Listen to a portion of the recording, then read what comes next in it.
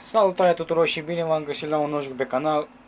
Ăsta este Subnautica și fără dar și poate să-i dăm drumul. Survival. Bun. Vreau să vă spun că n-am mai jucat până acum Subnautica. Am văzut despre ce este vorba, cum sunt lucrurile. Și da, o să fie puțin mai greu la început, fiindcă nu cunosc biomurile atât de bine cum le cunosc alți youtuberi. Dar să-i dăm drumul. Să dau puțin jocul mai încet. Prea tare boxe. Și să vedem. Văd că ne prăbușim. Chestia interesantă la jocul ăsta e că nu are poveste, adică nu ți arată cum s-a prăbușit nava sau cum s-a distrus. Bine, pe YouTube sunt niște videoclipuri care arată acest lucru, dar da, nu se știe într-adevăr povestea adevărată. Bum, și ne-am dat o tablă în cap. Ne-am dus destul de rău, sincer. Hai să ne trezim. Am zis, mă, hai să încerc să joc joculețul ăsta, să văd dacă prinde pe canal. Și dacă vă place jocul, nu uitați să apăsați butonul de like pentru a continua episoadele. Bun, hai să stingem focul ăsta. Așa. Deci, click dreapta pentru a folosi itemele. Stinge tot. Press F8 to report. Nu. Că asta e tableta noastră. Booting in emergency mode. Altera. You have suffered minor head trauma. This is considered an optimal outcome. Altera mi se pare că era misiunea lor sau ceva de genul, nu mai știu. Bun, deci ăsta este inventarul nostru. Avem blueprint-urile, bănuiesc că Beacon Manager, ok, Photo Manager, Voice. We have suffered minor head trauma. This is considered an optimal outcome. This PDA has now repeated in emergency mode with one directive to keep you alive and on a line world. Bun. Deci, practic, chestia, opa, cum e apătab. Bun, use fabricator. Ok, aici e crafting-ul. Bun. Ce avem aici? Dăm eu apă și dăm niște mâncare. Și restul le lăsăm aici. Power cell, solar power cell, power 25%, 25%. Bun. Use repair tool. Cum mi se pare că asta e. Mă rog. Electronice, echipament, repair tool. Silicon rubble, cave sulfur și titanium. În principiu știu unde se găsesc anumite lucruri, dar o să fie iteme și resurse de care trebuie să le învăț și pe care trebuie să văd unde le găsesc. Bun, asta știu că avem nevoie de baterii și mai avem nevoie de cupru. Cupru pe care îl găsim în astea. Uite, ăla este cupru. Copper is an essential component of all powered equipment. Your probability of survival has just increased to unlikely, but plausible.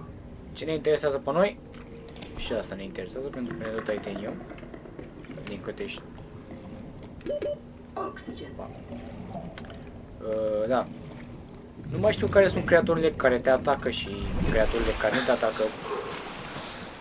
Alea bănuiesc că ar trebui să fie păsări. Într-un fel. Bun. Hai să vedem. Pe aici găsim resurse? Știu că și pe aici găseai până coralii ăștia, dar nu până astea mici. Până alea mari, dacă nu mă înșel. Nu știu, nu am mai jucat de mult Subnautica. Și a apărut, mă rog, a apărut de mult Subnautica Sub-Zero. Și o să încercăm și pe ăla, dar mai întâi să-l terminăm pe ăsta. Și după, dacă vă place. Bun, ăia sunt răi. Plecăm de aici, plecăm. Gata, plecăm.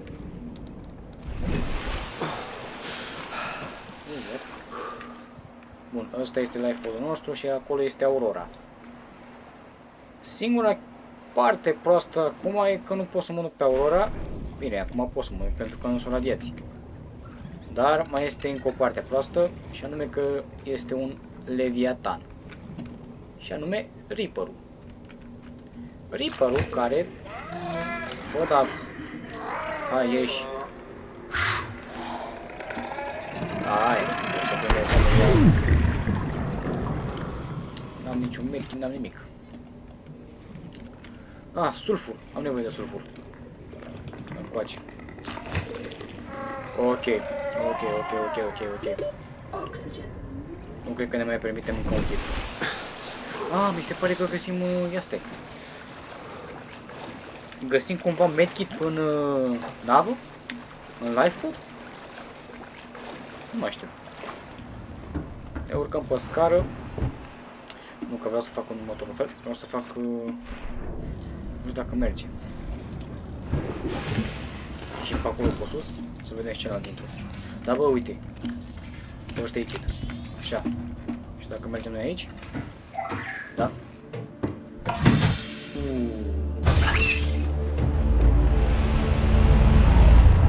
Direct cu fața la Aurora. Bun. Hai să vedem, luăm astea. Jocul mi se mișcă puțin în lag, dar asta fiindcă mai am un joc pe care îl instalez. Și de asta. Am zis până să instalează jocul ăla, am zis mă, hai să încercăm să facem un episod. Îl punem pe YouTube și vedem. Să mai țină timpul ocupat. Ok. Pepper! Dar nu avem nevoie acum de pepper, pentru că murim. Sus! Hai să vedem. Deci, avem două cupru, titanium, și astea pot să le fac titanium și un sulfur. Întrebarea este următoarea. Pentru repair tool, ia stai puțin, aveam nevoie cumva de sulfur, adică de cupru, pentru că din două ciuperci și din cupru faci baterie. Bun, hai să vedem. Electronice, aici. Silicon rubber. Cum îl fac pe ăsta? Hai să facem niște titanium. Bleach, silicon rubber. Avem nevoie să mergem în Clipify. Ăsta avem nevoie.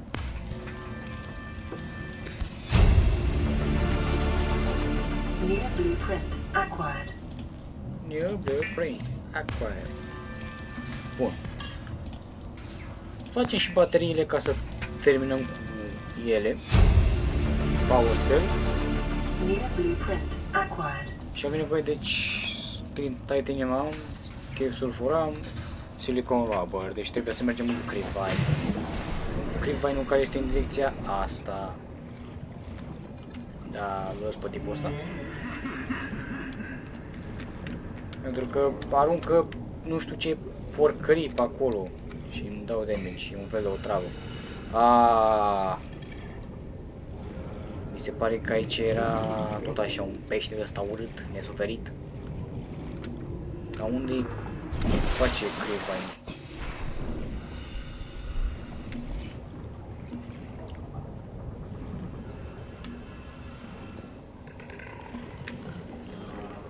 E ăla... Cum îi spune, mă? Că am uitat. Stalker? Așa îi spunea, nu mai știu. Rang! Vino cu a! Așa. Ca unul. Ce avem aici? Sal de pus. Opa. Oxigen. E bun coralul ăsta de oxigen. Opa, aici nu avem nimic. Niște minereuri, ceva. Ce-i? Nu. Două încoace. Așa. Și acum să ne uităm, uite, după... Uite-l! Life on this planet grows in unusually distinct and diverse ecological biomes. Further study recommended. Ia-le! Am mâncat. unde mănâncă-i pe ăsta. Așa. Căpătul ăsta. Oh, nu, gata, gata, plecăm. Gata, plec. Gata. Înainte să iau ăsta. Bun. Așa. O să dureze ceva până ne punem pe picioare, dar și după ce o facem, va fi mai ușor. Până facem Sea Glider-ul. După ce facem Sea Glider-ul, o să ne descurcăm mai bine. Pentru că cu ăla înnotăm mai repede și ne ferim și de pește aia pompă sau cum le spune. Nu mai știu cum le spune. Aia de unde e chef surful. Bun. Și acum mergem la Tools. Baterie și titanium, dar încoace și pe ăsta că am nevoie. The scanner can be used to synthesize blueprints from salvage technology and to record alien biological data. Silicon rubber. Bă, asta ce ar trebui să fie? Bandul de... Înseamnă că fructul ăla e lipicios, atât de lipicios încât poți face silicon, cred. Bun. Cum? Așa, pe dreapta. Reparăm tot. LifePod secondary systems online, running full environment diagnostic and outputting results to databank. Reparăm și asta ca să iasă fumul. This is Aurora. Distress signal received. Rescue operation will be dispatched to your location in 9 hours. Continue to monitor for emergency transmissions from other life pods.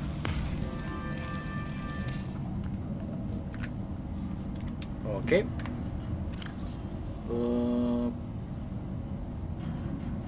Mamă, câtă mâncare îți dă, deci... Ok, să mai căutăm... De asta e clasă de apă. Și acum, ce n-am nevoie? Crivine, ăsta nu, ăsta tot se făcut în titanium. O să fac și niște lubricant. Mai fac niște silicon rubber pentru că o să avem nevoie.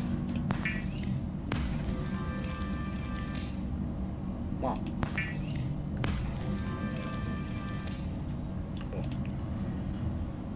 Copper wire. Hai să nu ne... perfect. O să fac și un puțin să mă apăr. Weapons were removed from standard survival blueprints following the massacre on Abraxas Prime. The knife remains the only exception. Peștele ăsta știu că e bun. Pește. Coa. Alien life forms may have unexpected applications. Am uitat să bag Utilizing alien resources is a proven peștintorul ăsta, că nu survival o să mai am nevoie strategy. de el. Până mergem pe Aurora, nu o să mai am nevoie de el. Da, bănuiesc că acolo trebuie să stinge alea. Bagă silicon rubber-ul ăsta. Niște titanium, că nu o să avem nevoie. Bun. Și acum vreau pe 1 să fie scannerul, pe 2 să fie cuțitul și 3 repair kit-ul. Bun. Și ăsta să ne facem niște apă de el. Mergem aici la water. Bun. Nu știu ce tehnologie aveau băieții aici pe nava asta. Deci trebuie să mă obișnuiesc să dau tab. Nu vezi. Așa. Bun. Și îl luăm pe... E nu coasă. Am murit, mă? Am murit. Bun. Luăm scannerul. Am zis, luăm scannerul. Ca acid mushroom. Ok, asta le scanez și o să aflăm despre ele cât mai mult.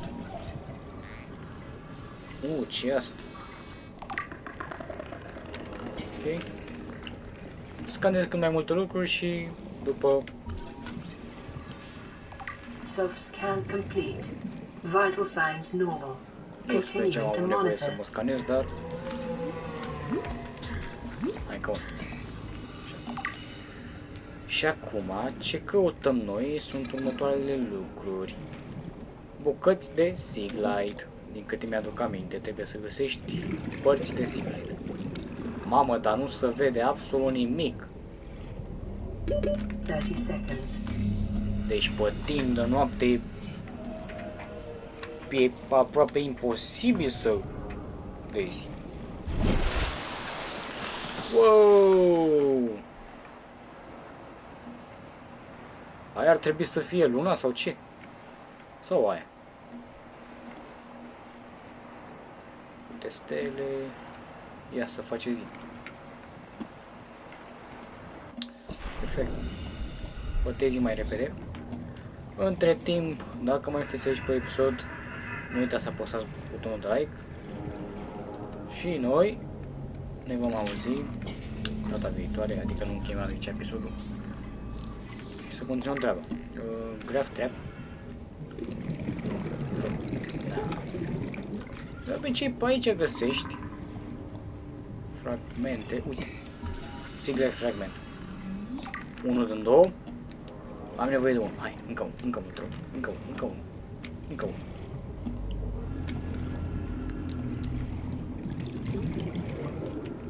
Mic. 30 seconds. Seaglide-ul e în funcție de noroc.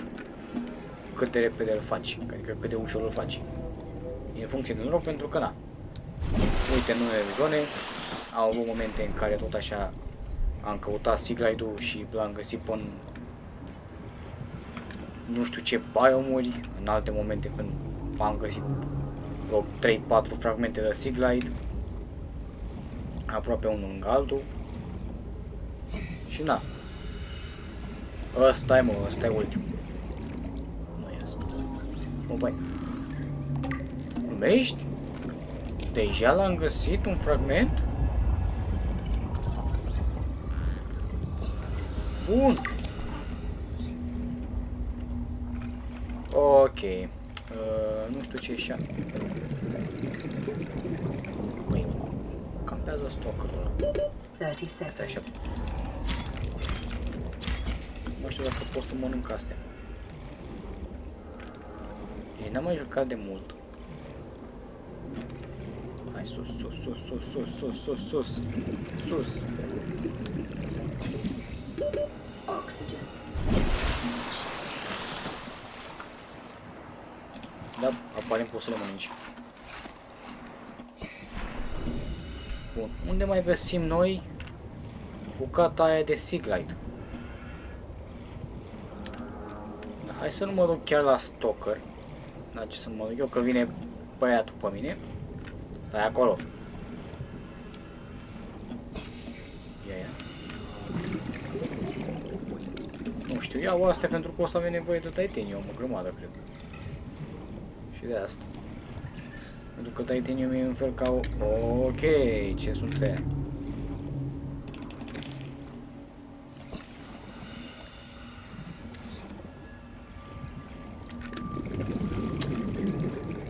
Par să fie cam agresivi. Și ăsta pare să vină după mine. 30 seconds.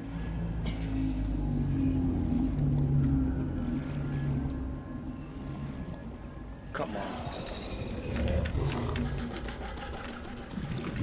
Stai acolo, stai acolo, stai acolo. Short range scans suggest this biome supports Sus! extensive biodiversity and connects to a number of small networks.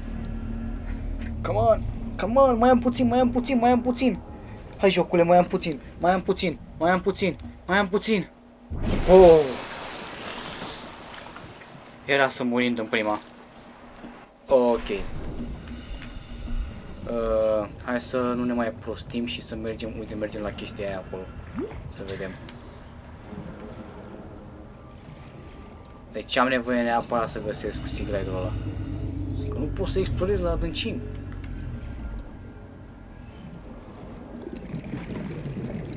Te rog, fii aici. Laser cut frag. Mă mușcă ceva. Stai, de ce... Ce m-a atacat? Contează sus. Sus. Mergem sus, ne refacem oxigenul și după venim. Bă, ia să căutăm. De obicei, în Creepvine găsești bucata aia de fragment.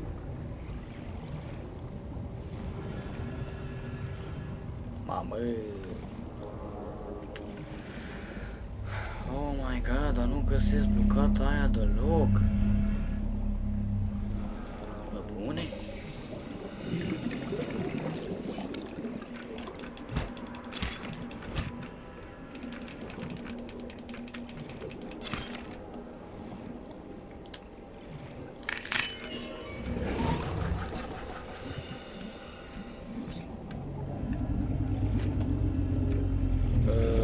Ce-a fost asta? Uite, cred că acolo e. 30 seconds.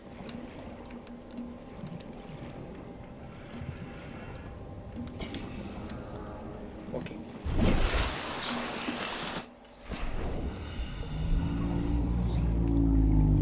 Da, băieți, o să dureze ceva până fac eu Seaglide-ul. Pentru că nu găsesc fragmentul ăla. Mobile Vehicle Bay, dă-l încoace că e bun. Ok. Gata, gata, am plecat. Spune-mi, te rog, că e aici. Spune-mi, te rog, că e aici. Bă, bune! New blueprint acquired. Am făcut Mobile Vehicle Bay înainte de Seaglide. Ok, doar că nu mă avantajează cu nimic. 30 seconds. Come on! Ce ghinion pot să am? Unde l-au pus oare? Unde poate să fie fragmentul ăla? Să mă gândesc. E ea?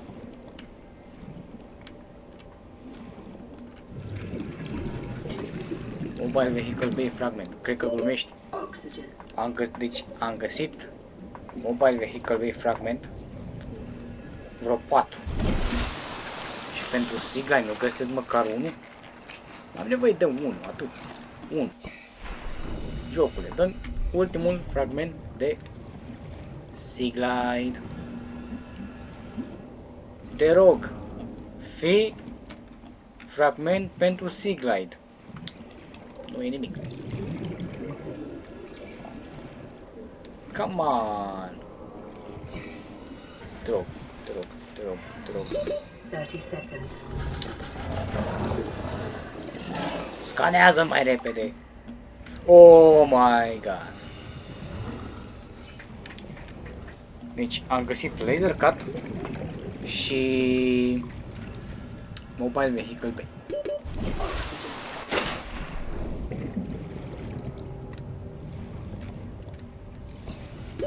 30 seconds. Da, hai să... Te rog, nu mă lăsa acum, te rog. Bun, hai că nu mă las. Nu mă las acum, perfect. Oxygen. Da. Mergem, depozităm astea acasă și înainte să le depozităm, mamă că titanium am. Avem o grămadă de titanium. Nu știu ce o să facem noi cu el. Da.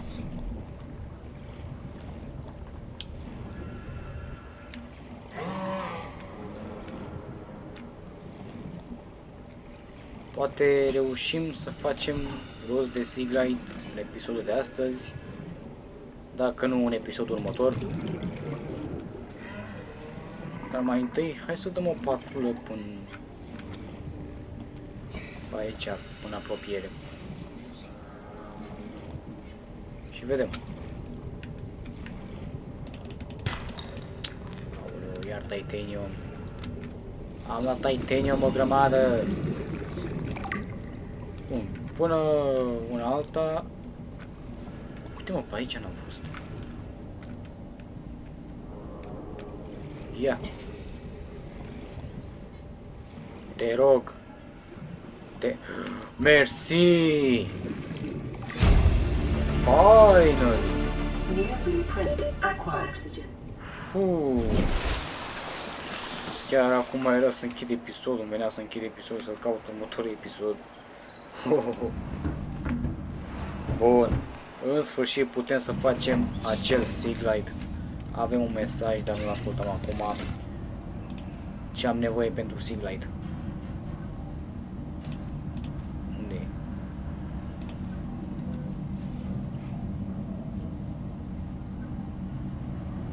Și ăsta am nevoie. Bladderfish. Baterie, lubricant, copper wire. Copper wire odată. Lubricant avem? Nu. Lubricant nu avem. Lubricant trebuie să iau eu niște Crevine Seeds. Un Titanium. Bagă tot. Nu. Dă-mi astea că ocupăm inventarul degeaba. Iau o de asta. Nu.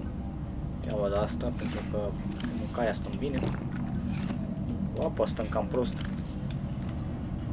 Pune cuarțul aici. Și acum. Craftăm tot titaniumul ăsta.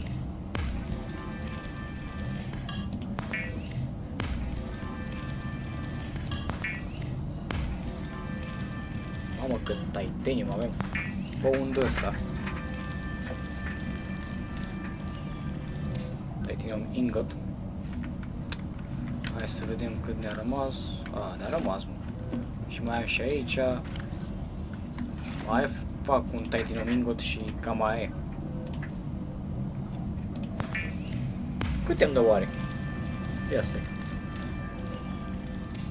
Deci îmi dă... două. Ok. Bun, pune-le aici. Silver ore, gold, silver ore, lead, salt deposit. Bun, deci... Da, hai să dăm un save. Ce mai avem nevoie? Baterie și lubricant. Cupru avem. Mai am nevoie de ciuperci și de Crevine. Să facem lubricantul. Lubricant is essential in construction of vehicles and power plants. Boom. Seaglide. The Seaglide will increase your effective exploration range. For your safety, please pack supplies for long journeys and stay within 5 kilometers of the nearest life Deci pod eu or pot habitat. deja să fac.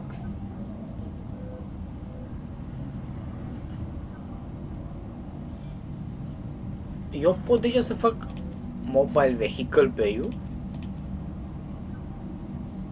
Pentru că titanium ingot am, lubricant am și baterie mă duc să iau acid mushroom. Ok. Îmi trebuie 2 baterii. Deci, pentru baterie am nevoie una, 2. Deci eu... Ok, asta e mișto. În episodul următor o să mergem să căutăm fragmentele pentru Cyclops. Dar hai să facem în următorul fel. Facem bateriile. Facem power cell-ul. Mai am nevoie de una cu baterie. Adică una de asta, una de asta. Perfect. Facem power cell-ul, facem baterii, facem mobile vehicle bay și mâine cred că mergem la explorat să căutăm ăla. Bun, power cell. Zi fragmentele pentru Cyclops. Luăm titanium ingot. Ok. Și și facem Mobile Vehicle Bay. Oh my god, cât de ușor, bine. A fost ușor pentru că am găsit alea, fragmentele atât de repede.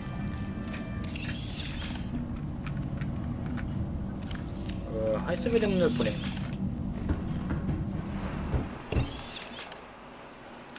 Știți unde să îi dăm deploy? Nu aici. Undeva unde să fie adânc, fiindcă o să avem nevoie de teren pentru Cyclops, pentru Simot. Ba da, și pentru Cyclops. Dar, da, aici ar fi cea mai bună zonă. E puțin cam departe, dar n-am ce să fac. Suntem așa, că eu am Seaglide-ul. Ok, asta e harta. Și asta e lanterna. Bun. E mișto. E mișto rău. O să-i dăm release aici. Chiar în zona asta. Pentru că nu avem... de fapt nu. Până facem noi Cyclops-ul, o să lăsăm pe undeva în zona asta. Deci chiar așa. Seek fluid intake.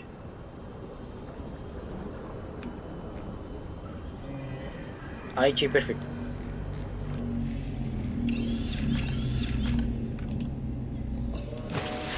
Boom. Mobile Vehicle Bay. Line. De dronele. No resub available. Hai să citim și noi mesajele. Să vedem cam ce avem. Bă, niște apă îmi trebuie. Unde găsim noi pești de aia frumoși? Pești de apă. Pepper! Nu, tu nu ești Pepper. Ești bumerang. Ăsta e Pepper. Uite-l pe Pepper. Vino coace. Vino Pepper încoa.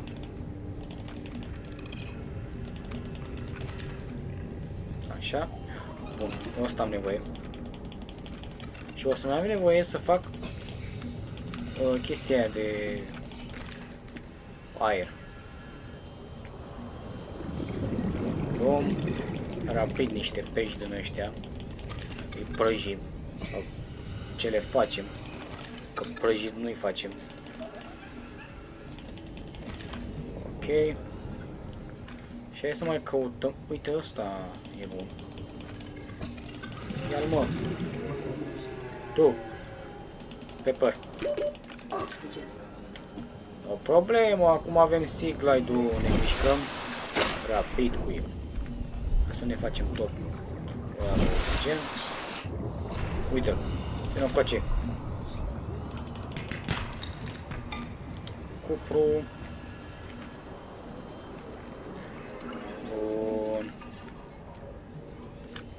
Mai luăm niște iteme, ce mai găsim cu băiatul ăsta să luăm să-l mâncăm. Cupru. Da, hai să mergem să ne facem repede apă. Bumerang, vino încoace. Tu vino încoa. Trebuie să caut pe net să văd pe unde sunt peștii aia de apă. Ne facem prima dată niște apă. Mai fă una. Și acum asta o bem. Vital signs stabilizing. Și facem toți peștii pe care avem. It is common for those accustomed to synthetic foods to be repulsed by eating an animal carcass. Remember that humans survived this way for millennia. You can too. Păi normal. The fabricator cooks small organisms while disposing of the skeletal structure, bodily fluids, and internal organs, thus rendering them safe for human consumption. Bun. Mamă, dar avem o grămadă de pești. Nu cred că trebuia să-i fac pe toți. Apă. Deci nu mâncare o grămadă. Cooked pepper. Cooked pepper. Ăsta e pepper simplu. Boomerang, Pepper. Deci ăsta scade apa, ok. Hai să-i facem pe toți.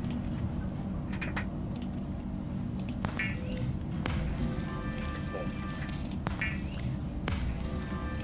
Facem peștii ăștia, ascultăm mesajul și cam asta este tot pentru episodul de azi. Ce s-a întâmplat?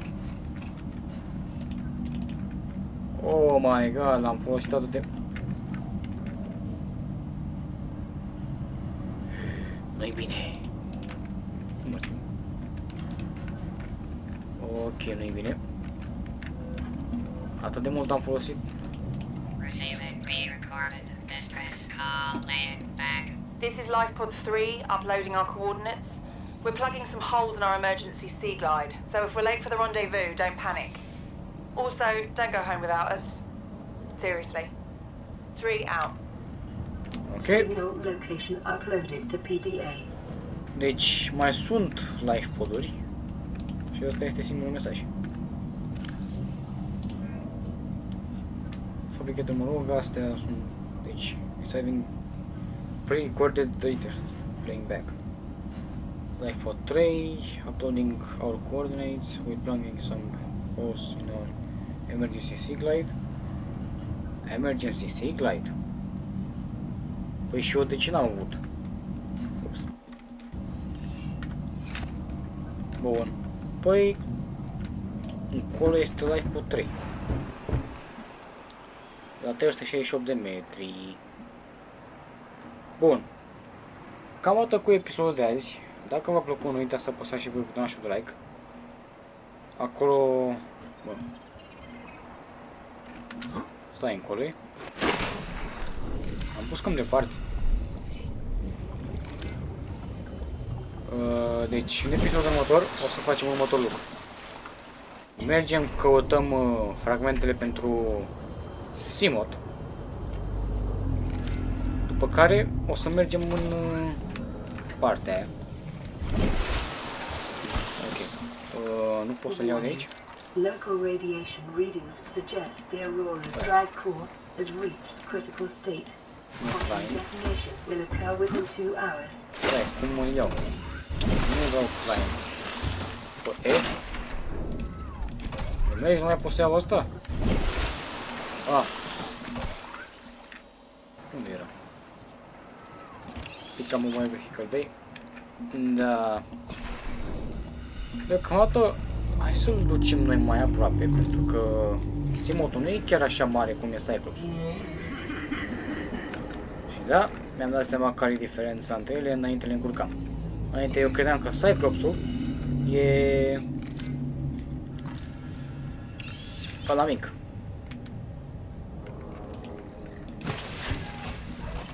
Dar mi-am dat seama că nu e așa.